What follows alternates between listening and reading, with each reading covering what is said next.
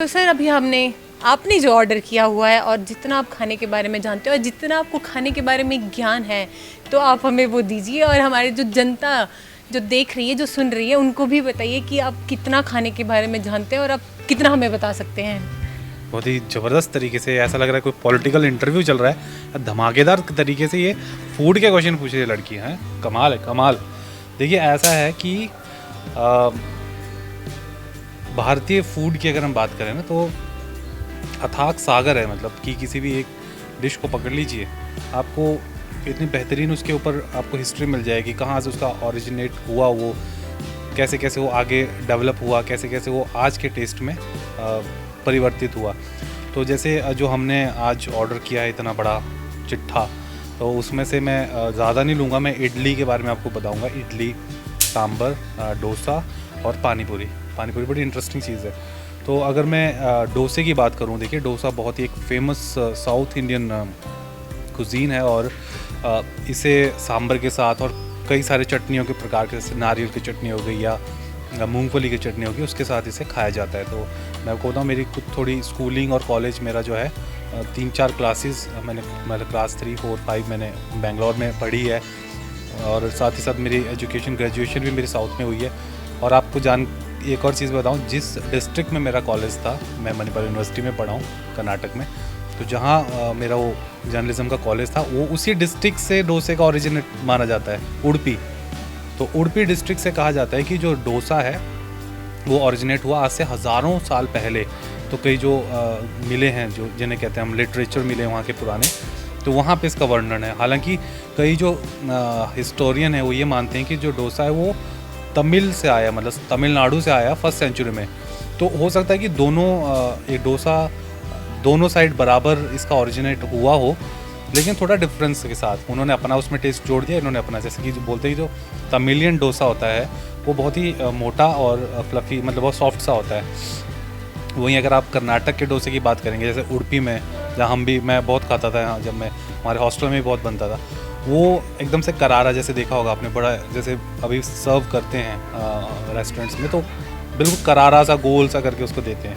तो ये दो वो है सेट पैटर्न्स हैं इसके। बाकी देखिए इसके प्रकार बहुत सारे हैं। मसाला डोसा है, ओट डोसा है, सेट डोसा है, प्लेन डोसा, पनीर डोसा, मैसूर डोसा, पोडी प्लेन डोसा, नीर डोसा। ये तो मैं कुछ ही बता रहा हूँ आपको। मतलब आप जाएंगे इसमें तो आपको वैरायटी ऑफ डोसाज मिलेंगे, जो आप सोच सकते हैं ना, उस तरीके से लोग बना रहे हैं। तो बेसिकली उड़द की दाल और जो चावल हैं उसका मिक्सचर होता है और उसे रात भर हम लोग रखते हैं उसको फर्मेंटेशन के लिए, जिसको कहते हैं प्रोसेस को।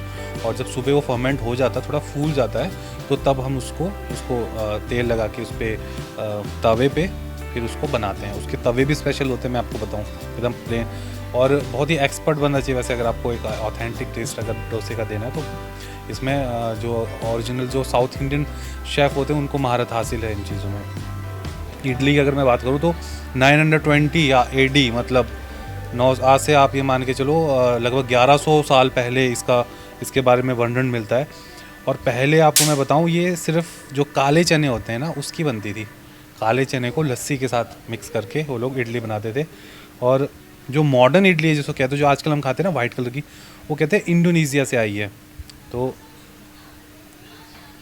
इंडोनेशिया में 1200 के आसपास, सेंचुरी के आसपास ये इंडिया में आई।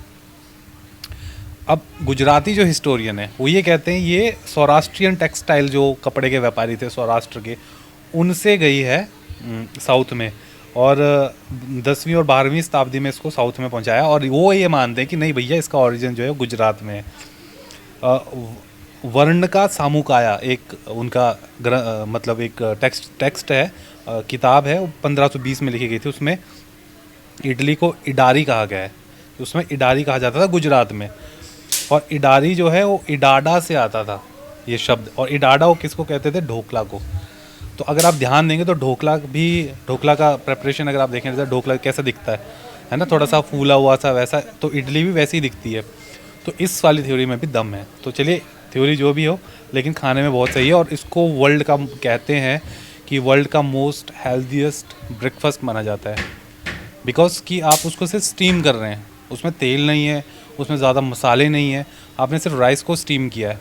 और उसको आप सांभर के साथ किसी भी चीज़ का खा रहे तो बहुत हेल्दी ब्रेकफास्ट माना जाता है। अब बात करते हैं पानी पूरी की। तो पानी पूरी को पहले तो बहुत सारे नाम है ना। पानी पूरी हो गया, इसको महाभारत टाइम में जलपात्र भी कहते थे, इसको फुचका कहते हैं बंगाल, बिहार, नेपाल, असम में।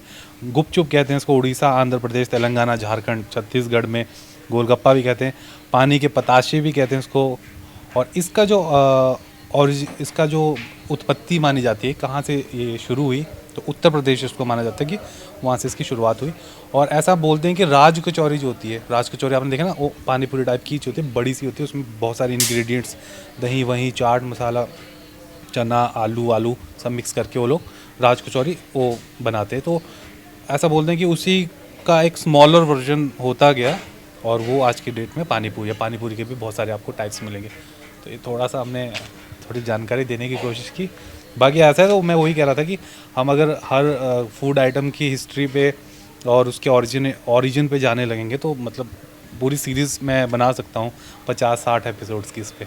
जी सर, आपने बहुत अच्छा ज्ञान दिया हमें इसके बारे में, बहुत अच्छी स्टोरीज बताई इनकी। बहुत सुन के मुंह में पानी आ रहा है, मन कर रहा है कि अभी सामने आए और अभी खा जाऊं ये सारी चीज़ें। टूट पड़ेंगे पर लग रहा है उस पे। गोलगप्पे पे स्पेशली, गोलगप्पे पे आप टूटने वाले, मेरे को पता है। बहुत फेवरेट है, अब वेट नहीं हो रहा है कब हमें मिलेगा, कब हम खाएंगे। तो चलिए पहले हम इनके किचन की तरफ चलते हैं और देखते हैं कि डोसा कैसे बनता है।